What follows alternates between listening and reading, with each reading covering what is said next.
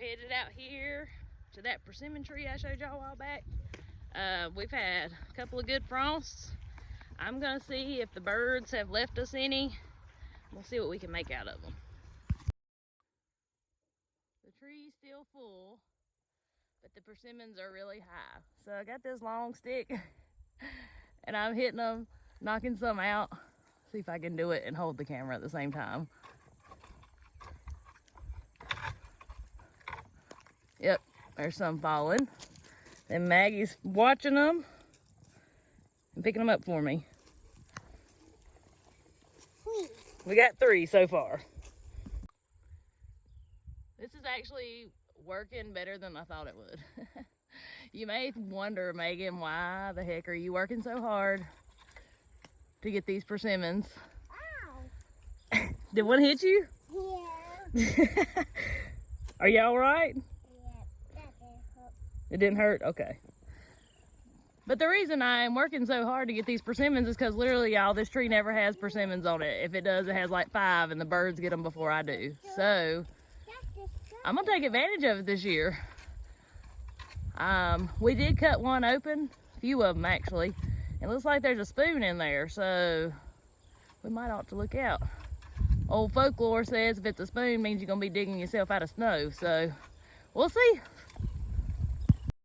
I know it has been a hot minute since I made a new video. We've had a lot going on. We went to the beach for a little fishing trip, come back home, and it's just been a little crazy since then.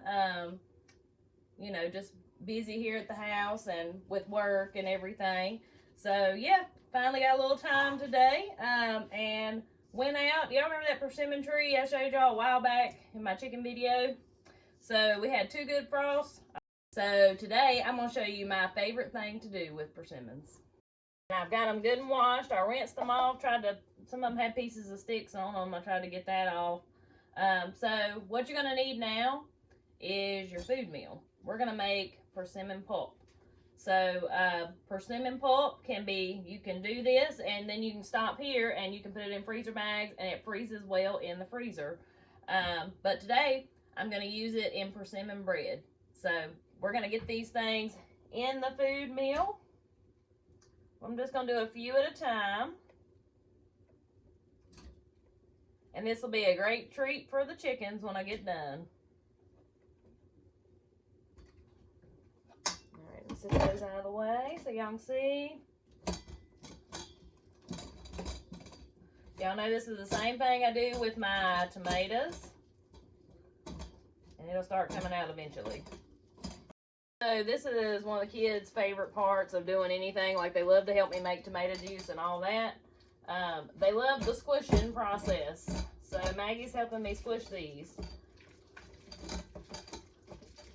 I do miss my little boy when he's not here. He's in school right now, so he loves to do this too. So maybe I can make some more later and he can help me. Where'd you go?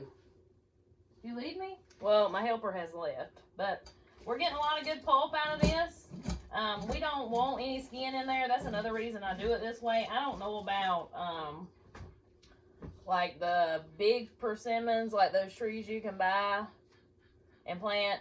But these wild persimmons, you don't want that skin in there. The skin's a little bitter. So another thing about wild persimmons too, you want to wait on the frost to bite them before you even attempt to eat them, because if you do, it will turn your mouth inside out. But as soon as that frost bites them, they get so sweet. That's why they make this bread so good. This is my leftovers. This was going to go to my chickens. My puree, or pulp, whatever you want to call it. Excuse me. So, since I have all these seeds, I thought I'd cut another one open just to show y'all. So when you cut the seeds, let me wash one. Hang on. If you want to tell the weather, when you cut the seeds, you cut them across. I'm trying to hold it where y'all can see this. Across right here. You don't cut it. You don't cut it like this. Okay, you don't cut it like that. You cut it like this. And yet again, a spoon. Y'all see that? So that's 3 or 4 that we've cut open, and there's a spoon in them. So we'll see how the winter goes. I'm also curious to see, because the persimmon tree was so full, as to why. I've got my pulp set over to the side. In my bowl, I have 3/4 a cup of white sugar and maybe not quite 1/4 a cup of brown sugar, just because I love brown sugar. So I had to throw a little bit of that in there. So I'm just going to get all that incorporated. Okay. Now, I got 1/2 cup of butter that I have had sitting out for a little bit, just so it would be soft. So I'm going to add my butter to my sugar, and I'm going to stir it until it's kind of creamed together. Now, you can do this with a hand mixer if you want to, if you prefer that method. I'm just going to be honest with y'all. I don't like getting that thing out unless I have to, because it's a pain in the butt to wash, I think. So I just do it my way here. It takes a little bit longer, but it'll be fine. But I just wanted my butter to be a little bit soft to make this process a little bit easier. So we're going to get that cream together. Now we're going to add in, I've got this pretty much mixed up, my butter and sugar, the best that it's going to be anyway. Now I'm going to add in 2 eggs. The fresher, the better. Y'all know that.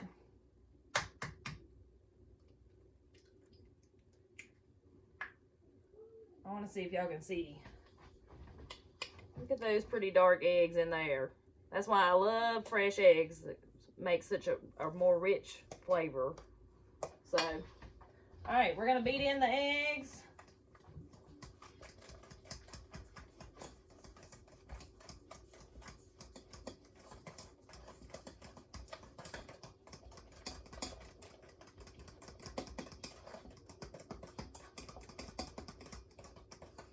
One thing I forgot to mention, you do want your eggs room temperature if possible. My fresh eggs I keep out on my counter anyway, so it was something I about forgot to say.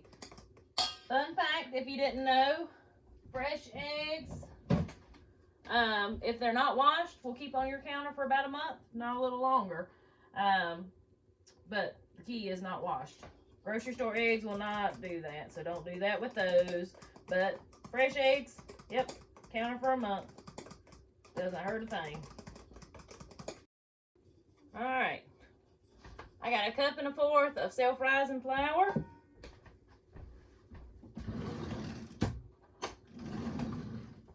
I'm going to add in a little cinnamon to your liking. I love cinnamon, so I'm going to give that a real good sprinkle.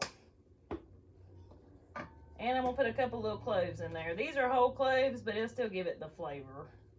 And cloves are good for you. Don't know there's a lot of health benefits to cloves. Y'all should look that up. Alright, so just want to make sure all that's mixed together. Now, y'all don't be concerned, because, you know, this mixture is going to be a little watery, but it's fine. Now, your flour mixture slowly goes into your egg mixture.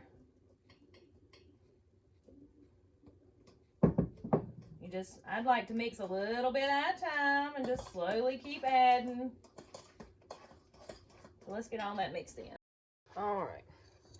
I got about 1 cup of the pulp. So we're going to add that in.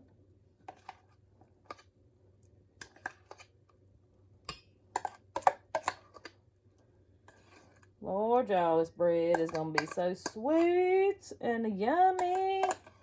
I am thankful that God blessed us with persimmons this year. Because, let's face it, it all comes from Him. So, we're just going to slowly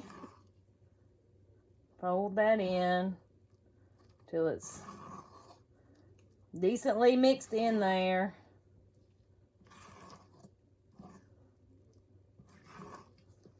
This is like the ultimate fall treat. I've got my oven set on 350 degrees. So I've already got that preheated. It's waiting on us. Okay. I'm gonna grab my loaf pan and we will be in business.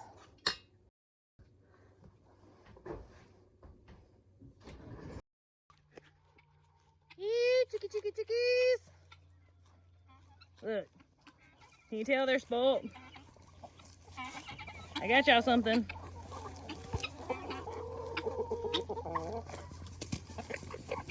Oh yeah. So if you're wondering where my chickens are, this was the summer garden. We put them out here. They're gonna get it tilled up for us pretty good and give us some fertilizer. It was green till, you know, we got those 2 big frosts. But yeah, I think they're happy with their treat.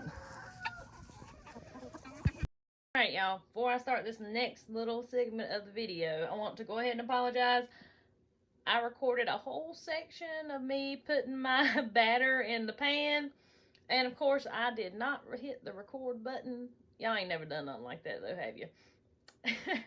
But anyway, so that's what happened to that. If you're wondering why I didn't show myself pouring it in the pan and everything. So anyways, I did get it in the pan. I cooked it right at about 50 minutes. I wanted to make sure, you know, I stuck a toothpick through it and it was done with no batter on the toothpick. Here it is. Finished product.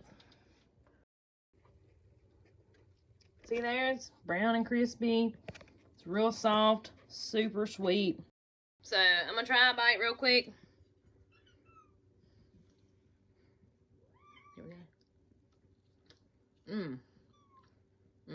Very good. Soft and fluffy and sweet. So anyways, that's it for today's video. I hope you enjoyed the video. I hope you learned a little something. If you got wild persimmons growing on your tree, go out there and get you some if you've had a frost. Make you some persimmon bread. Very good.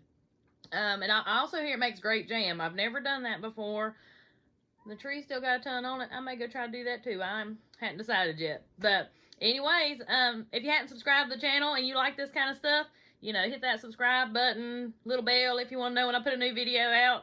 I try to be as consistent as possible, but sometimes life happens. So anyways, until next time.